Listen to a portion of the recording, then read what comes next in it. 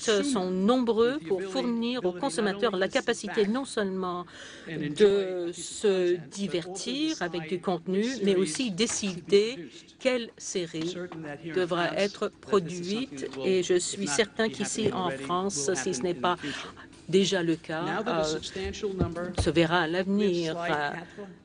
Est-ce qu'on peut avoir la diapo 3? Maintenant qu'un grand nombre de consommateurs s'abonnent à la vidéo à la demande et d'autres services de flux continu, les chaînes sont confrontées à de nouveaux défis pour répondre à la demande. Ce marché comprend les diffuseurs, les opérateurs télécoms, les câbles opérateurs et de nouveaux arrivants avec un bon financement et qui ont des modèles économiques qui ont fait leurs preuves, suivis par Netflix et Amazon. Ils fournissent des services vidéo sur l'Internet qui perturbent la télévision et les services ne sont pas vraiment bien gérés. Les consommateurs dans le monde entier utilisent ces services en ayant accès sur de nombreux supports, la télévision, les décodeurs, les PC, les tablettes. Et la diapo 5, s'il vous plaît. La popularité de cette nouvelle télévision, cette nouvelle offre, donne des opportunités et des défis aux fournisseurs d'accès, tout en restant rentables. La stratégie est d'étendre l'influence d'un package important d'abonnés avec leurs propres initiatives. Je pense que c'est la concurrence qui vous concerne ici en France. La question qui se pose, c'est de savoir si la survie fera en sorte que les consommateurs français préféreront Netflix au service de Canal+. Cela dépend d'autres facteurs, la qualité et les prix et d'autres choses, d'autres attentes des consommateurs. Et puis, vous allez le savoir dans l'année quand Netflix devient opérationnel. Comme le gouvernement français a apporté un soutien considérable pour la culture, la loi protège, la loi française donne une certaine protection à ces biens culturels et donc l'industrie de l'animation en France est un des leaders mondiaux et à côté de l'Inde, la France est un des principaux producteurs de films et en même temps aux États-Unis, beaucoup d'États et de villes américaines offrent des avantages fiscaux qui, en général, n'ont pas bien fonctionné. Et nous allons voir comment l'exception culturelle de la France survivra contre tout cela. Est-ce que le régulateur devra justifier les limitations et les conséquences risquent d'être très dramatique si on n'adopte pas des mesures pour un changement progressif. Je pense que l'acception culturelle par rapport à la diffusion devra tenir compte des questions de rentabilité et de la baisse de l'écoute. Et en fait, les tendances vont à l'encontre des objectifs de l'exception culturelle. Ces nouveaux modèles économiques évolueront selon la manière dont les marchés évoluent et il y aura une plus grande...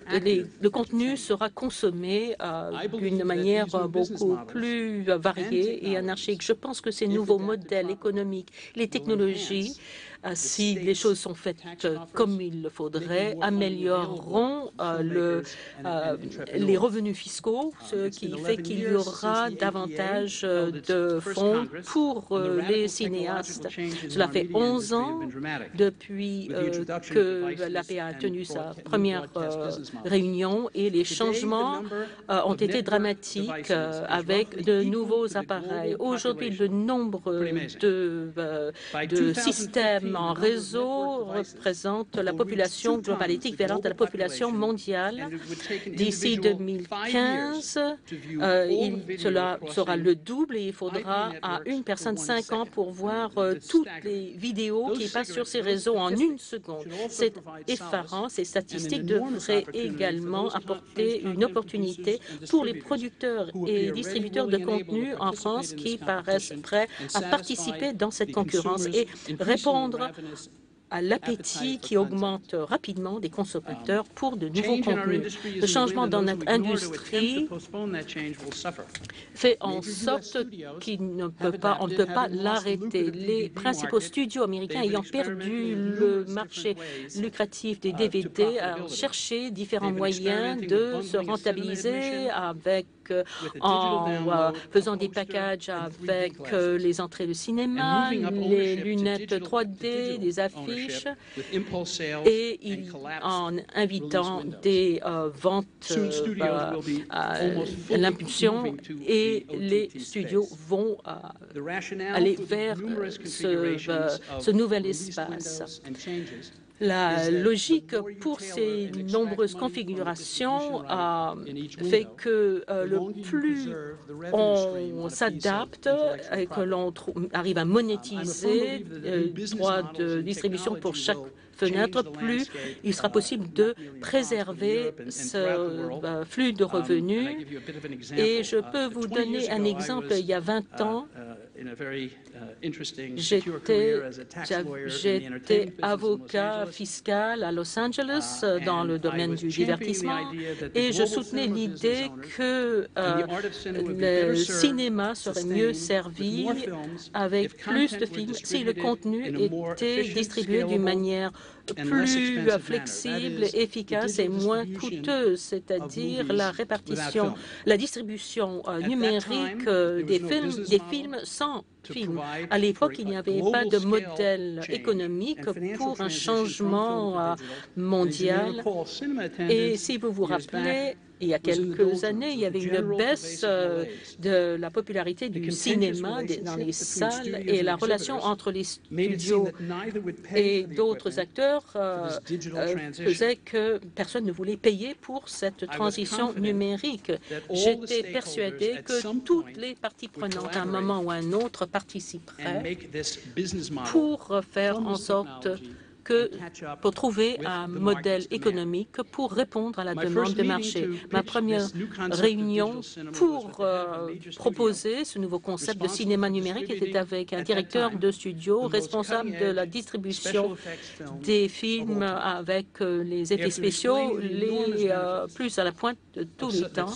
Après avoir expliqué les avantages énormes de cette technologie pour les studios, les producteurs, les distributeurs, les publicitaires, les directeurs, les gérants de cinéma et les consommateurs, la réponse était « Mon petit, le cinéma est là pour toujours, le public voudra toujours aller au cinéma. Et si au bout d'un certain temps, après que nous, les studios, ayons fait nos profits, le public peut regarder ces films sur leur téléviseur, nous avons un modèle économique qui a fonctionné depuis 75 ans. » Je pense que c'était l'exception culturelle des studios des États-Unis. Et puis il a terminé en disant « Mon petit, n'oubliez pas votre principal emploi. Il s'est trompé, je l'ai abandonné. Ce monsieur a été viré de son emploi. Et la fin de l'histoire, c'est un monde novateur avec presque 30 000 cinémas numériques dans le monde et les gains de la vente de cette technologie qui actuellement appartient à Thomson, une de vos entreprises françaises, et a fourni à mon ex-épouse avec des revenus considérables. Et il a fallu un certain temps pour l'évolution de ce modèle économique après l'acceptation de cette technologie. Et le nouveau modèle s'est développé avec la collaboration des studios et des cinémas, et cette collaboration avec la technologie a ouvert la voie à d'autres avancées technologiques, la 3D, l'IMAX, qui a un peu relancé des ventes qui étaient plutôt anémiques. Je pense que le prochain événement, le prochain modèle économique qui sera très utile dans la distribution pour obtenir des revenus pour les propriétaires de contenu et diffuseurs. Je pense que le prochain modèle seront les consommateurs qui achètent un produit de l'écran tout en profitant du divertissement sur un iPad, une télévision ou en regardant le film dans un avion avec une certaine interactivité et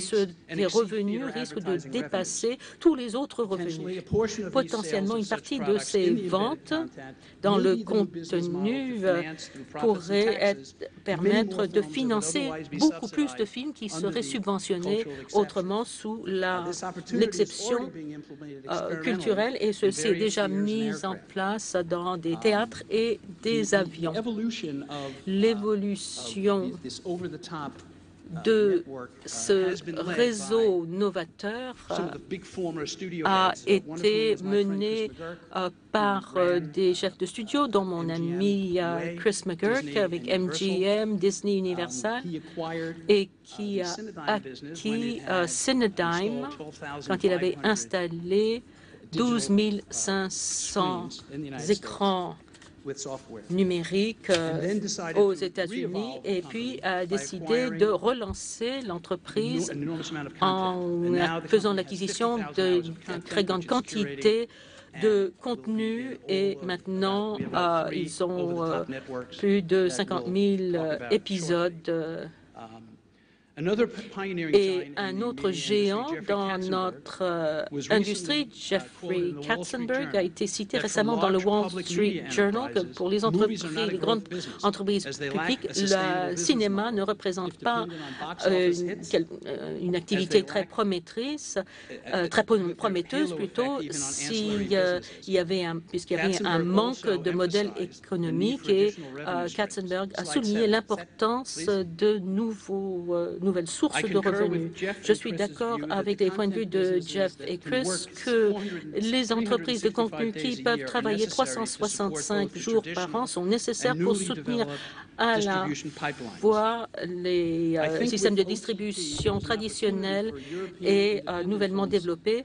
Je pense que l'OTT représente des opportunités pour les États-Unis et les autres marchés pour remplir ce vide et à la capacité des publics d'interagir directement avec ce qui se passe à l'écran, quel que soit le support. 18. Sorry. Okay. Regarding the cultural Pour ce qui est de l'exception culturelle, la logique est passée, c'était une réponse appropriée pour protéger des revenus nationaux, de l'identité et d'autres trésors. En France, les films et tout contenu, il y a quelque temps, étaient dominés par Hollywood, comme les États-Unis détenaient le capitaux, la distribution et l'infrastructure de distribution et de production pour dominer les marchés mondiaux, puisque le monde se remettait d'une guerre dévastatrice et suite au traité de 1946, l'Europe et la France devaient acheter et diffuser du contenu américain, surtout aujourd'hui avec ces nouvelles technologies. N'importe quelle personne avec un ordinateur peut créer du contenu et le distribuer. Le contenu généré par les utilisateurs a peu de valeur. J'aime beaucoup les vidéos rigolotes sur les chats, même si j'ai 5 chats chez moi, mais je ne vais pas payer pour ce genre de contenu. Cette philosophie protectionniste n'est pas seulement française et européenne, elle existe aux États-Unis. La semaine dernière, la Cour suprême des États-Unis a jugé contre la technologie Aero de l'entreprise de Barry Diller qui permettait à la technologie de réduire les coûts aux consommateurs des diffusions de télévision hertzienne. Et vous pouvez comprendre que la plupart des fournisseurs de services étaient de l'autre côté. Notre moyen de traiter de cette question d'Amazon et Netflix qui préoccupe tant les Français, des entreprises comme Netflix sont cotées en bourse. Vous pouvez acheter des actions et participer aux réunions d'actionnaires. Et la grande majorité des films qui rassemblent peuvent contenir de plus en plus d'ingrédients transfrontalières et je pense que la France ne sera pas le seul pays qui participe à ce genre de ceci. Et on peut se demander pourquoi il n'y a pas plus de films français à Netflix, pourquoi les prix ne sont-ils pas les mêmes. J'ai eu une épiphanie intéressante il y a quelques mois quand nous avons reçu un grand nombre de fabricants de contenu sur YouTube qui venaient d'Arabie saoudite, aussi talentueux que les jeunes gens en France et chez nous. Leur exception culturelle dans les pays musulmans était plus stricte que pour les autres, puisqu'il n'y a pas de cinéma. Malheureusement, jusqu'à il y a une semaine, les cinéastes ne pouvaient pas vivre de leur travail puisqu'il n'y a pas d'industrie et il n'y avait aucune possibilité de gagner de l'argent ou d'acheter une maison. Et j'ai appris récemment que cette exception culturelle n'existe plus et qu'il y aura des cinémas en Arabie saoudite, que vous le croyez ou non. Et ceci créera de nouveaux emplois et un nouveau marché pour les films français. Bien sûr, la France est dans une position très différente. Ma question aux membres du panel, c'est si l'exception telle qu'elle existe est un avantage pour le marché des emplois ou décourage la création d'emplois. J'ai quelque chose que je voudrais vous lire.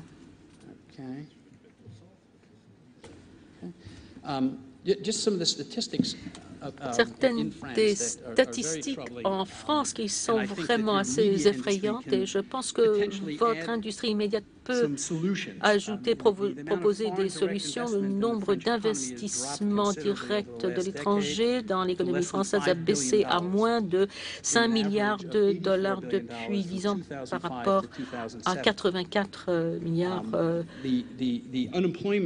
Le chômage pour des jeunes qui seraient très intéressés à participer au monde des médias est très élevé, effrayant. C'est très mauvais aux États-Unis aussi. Mais je pense que la capacité pour l'industrie des médias de s'ouvrir pour servir d'incubateur, comme c'était le cas sous l'exception culturelle, pour de jeunes cinéastes qui ont reçu des fonds du gouvernement pour produire plusieurs générations de talents et qui ont permis de préserver cette culture française pourront poursuivre cela à l'avenir. Je sais que beaucoup de votre talent, grâce aux incitations de l'État et d'autres sources, à Sophie Antipolis, d'Antibes en particulier, a permis à beaucoup de jeunes d'apporter de nouvelles technologies pour les médias au Festival de Cannes. Malheureusement, je connais beaucoup de Français qui ont quitté la France pour travailler aux États-Unis où ils ont eu du mal à s'imposer. D'après ce que j'ai compris, plus de 300 films sont produits chaque année en France et la population francophone atteindra 800 millions de personnes en Afrique, au Moyen-Orient, en Asie, où le français sera soit une première ou une seconde langue enseignée dans les écoles. Et cela est prometteur. On aimerait bien pouvoir échanger avec vous et avoir un dialogue. Alors, si vous pouviez nous rejoindre, si vous pouviez finir votre présentation parmi nous.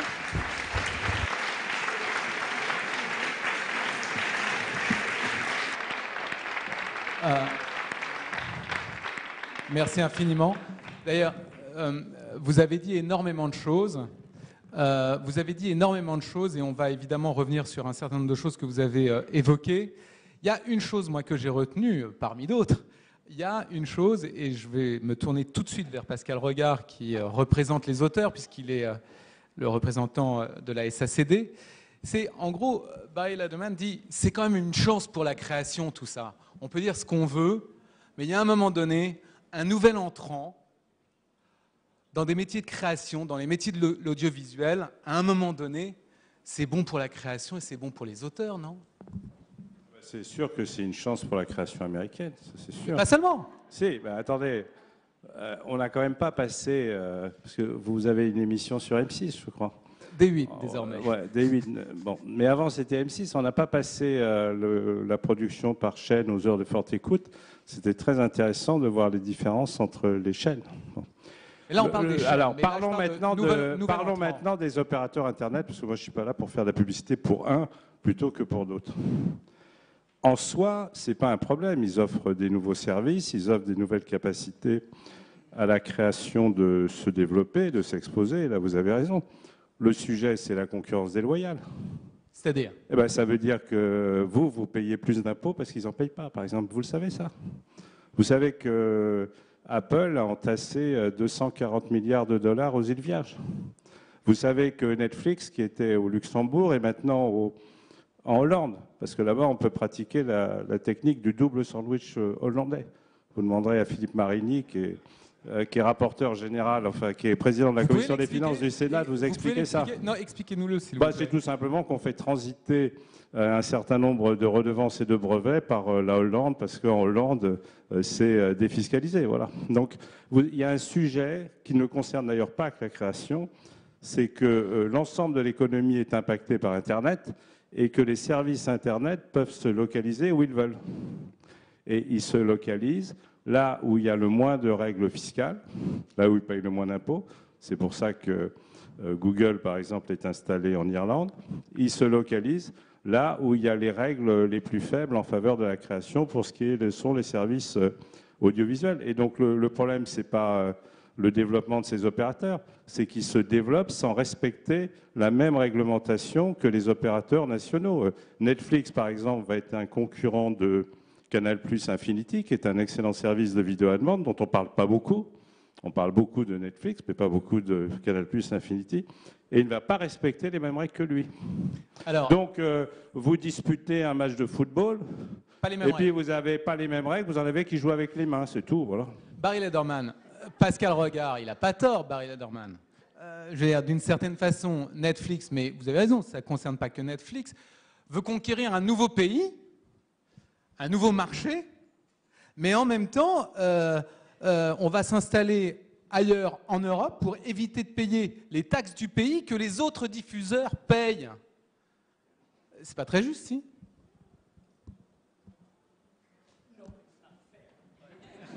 It's unfair. Ce n'est pas juste, mais Can you il y a repeat that again? beaucoup- Vous pouvez répéter. Vous dites non, c'est pas juste. Non, c'est injuste. Mais il y a beaucoup d'autres entreprises. Il n'y a pas que Netflix basé en Irlande, aux Pays-Bas ou au Curaçao. C'est là que vont les entreprises aux États-Unis. Il y a beaucoup d'entreprises qui quittent les États-Unis à cause d'une imposition trop élevée. Peut-être que vous avez un taux d'imposition trop élevé. Et c'est pourquoi? Quand on a réduit les impôts aux États-Unis dans les années 80, il y a une croissance énorme des impôts Donc, il faut le dire au élevés. gouvernement français pour les taxes. Hein. Vous êtes bien tombé en ce moment. He says that you should talk to the French government about it. Précisément, Pascal Regard, c'est en gros, on est au cœur du débat là. On voit bien que l'arrivée de ces plateformes Internet, ça pose la question des règles de l'exception culturelle. Alors, Frédéric Bodin, vous êtes président du CNC. Aujourd'hui, d'un côté, il y a les diffuseurs français qui sont, entre autres, obligés de respecter les règles. Et de l'autre, il y a des nouveaux entrants, des diffuseurs sur Internet, qui vont donc à Luxembourg, en Irlande, pour éviter de respecter ces mêmes règles. Ça veut dire finalement que l'exception culturelle, ça va devenir un système à deux vitesses, alors?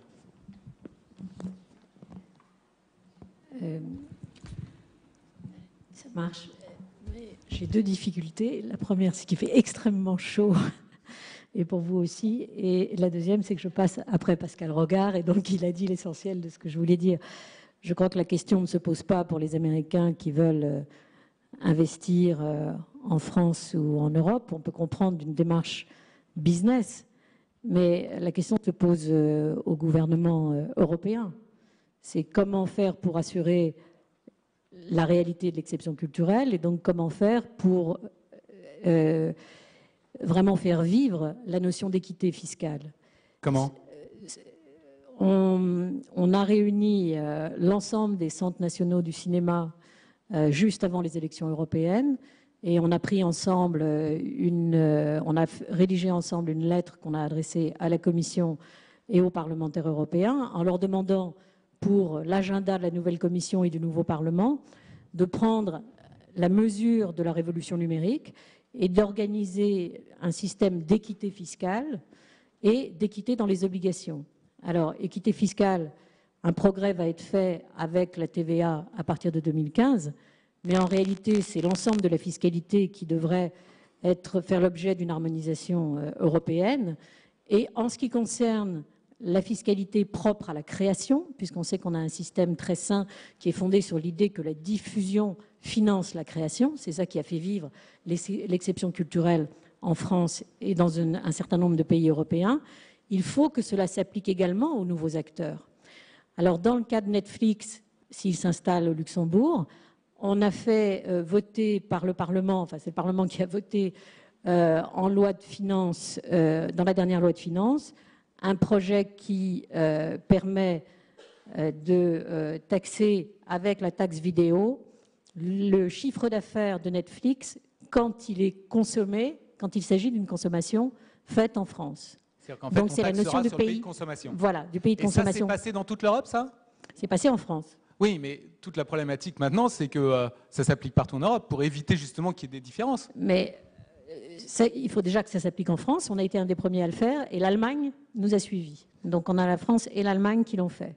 D'accord, mais c'est bien sûr qu'il faut le faire dans l'ensemble de l'Europe. Même chose pour les obligations. Et si tous les pays européens ne sont pas d'accord, est-ce que finalement ça veut dire qu'on risque de se retrouver dans ce fameux système à deux vitesses que je décrivais tout à l'heure ? Le problème, c'est que sur les sujets, c'est que le pouvoir d'initiative revient à la Commission européenne.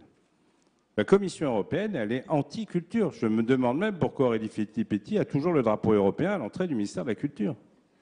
Franchement, chaque fois que je vois... Pourquoi vous dites ça ? Parce que chaque fois que Frédéric Brodin ou ses prédécesseurs proposent des mesures de soutien à la création, récemment, c'était par exemple de numériser les films du patrimoine. Ça bloque, ça coince. Quand on a proposé la taxation des opérateurs de télécom au titre de leurs activités audiovisuelles, pas au titre des activités télécom, ça a été bloqué. Bruxelles n'a pris aucune initiative pour mettre fin aux disparités fiscales. Bruxelles, Madame Creus, retenez bien ce nom, Nelly Creus, vient encore de publier un communiqué, contre le droit d'auteur. Le droit d'auteur est un obstacle à la liberté de circulation. Il faut bien comprendre que l'Europe, depuis 10 ans, c'est plus l'Europe de Jacques Delors, c'est l'Europe de Barroso. C'est une Europe anti-culture, anti-création. Donc ça, c'est un état de fait. C'est un état de fait.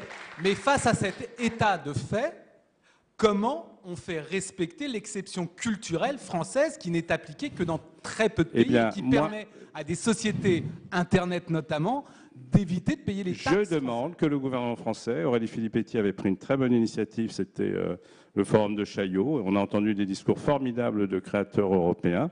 Je demande à ce que le gouvernement français, avec la nouvelle commission, mette sur la table un programme de relance culturelle dans lequel ce sera inscrit justement ce sujet. Ça veut dire quoi un programme de relance culturelle ? Un programme de relance culturelle, ça veut dire